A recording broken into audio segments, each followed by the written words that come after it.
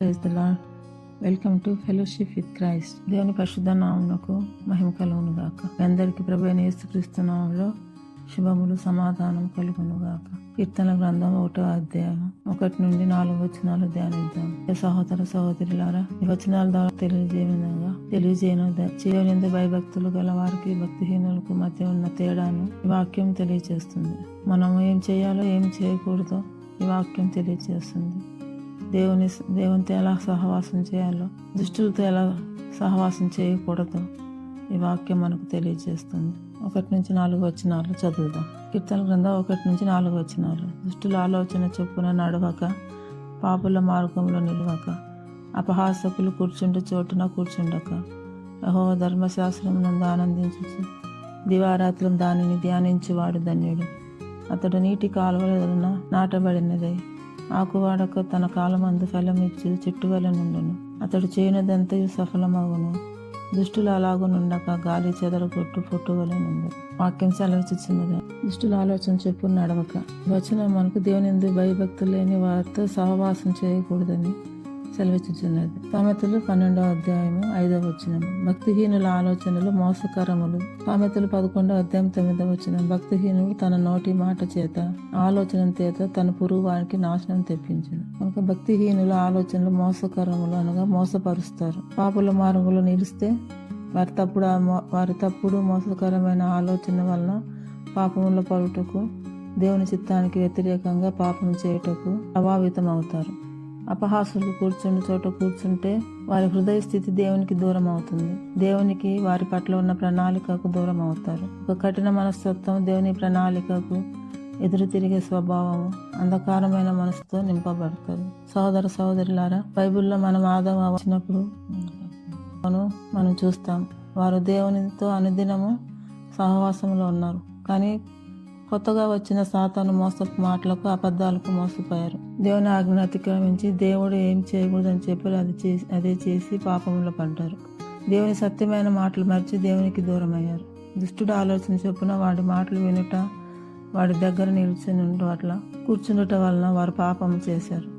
శాపం తెచ్చుకొని వేదన బాధల్లో వారు అనుభవించి లోకమంతటి ప్రజలకు శాపస్థితిలోనికి తెచ్చారు.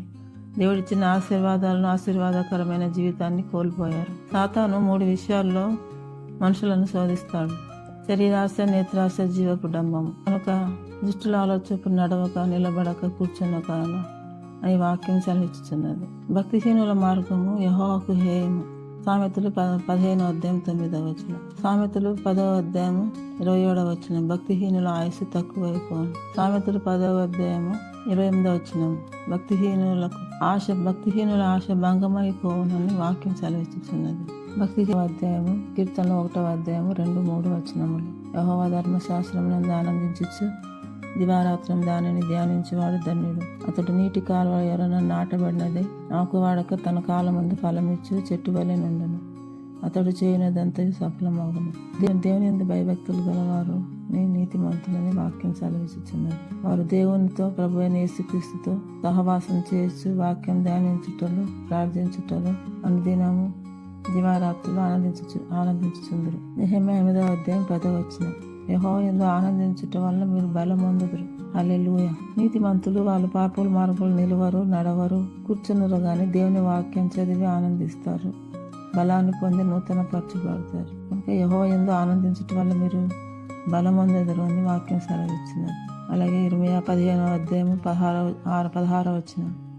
నీ మాటలు నాకు సంతోషము, నా హృదయంలో ఆనందము కలుగు చేయుచున్నాయని వాక్యం సెలవిస్తున్నది. దేవునికి స్తోత్రం కలుగును గాక. ఆశీర్వదింపబడిన జీవితం గురించి, ఫలించే జీవితం గురించి ప్రభువైన యేసుక్రీస్తు వారు సెలవిచ్చినది ఏమనగా, యోహాను సువార్త 15వ అధ్యాయం 5వ వచనం. ద్రాక్షవల్లిని నేను, తీగలు మీరు. ఎవడు నా యందు నిలిచి ఉండునో, నేను ఎవరి యందు నిలిచి ఉండునో వారు బహుగా ఫలించుదురని.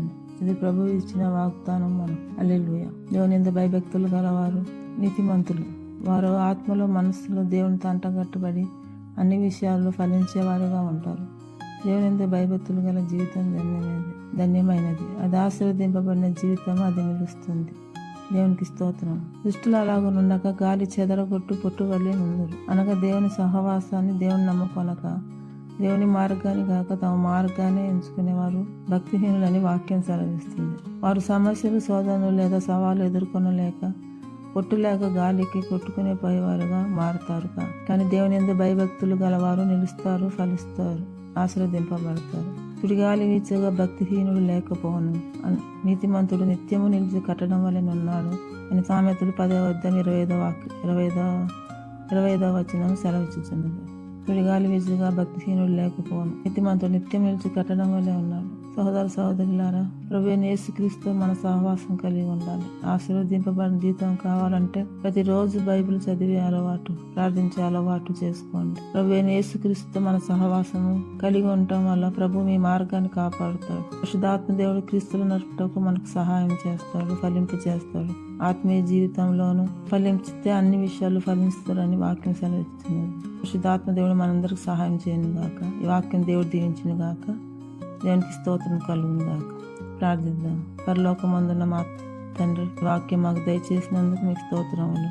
నీ వాక్యం అందు ఆనందించుటకు, ఫలించుటకు నీ ఆత్మతో మమ్మల్ని నడుపుమని యేసయ్య పరిశుద్ధ నామములో ప్రార్థించి వేడుకొంచున్నాను తండ్రి. ఆమేన్. క్రీస్తు కృప మనందరికీ తోడై ఉండును గాక.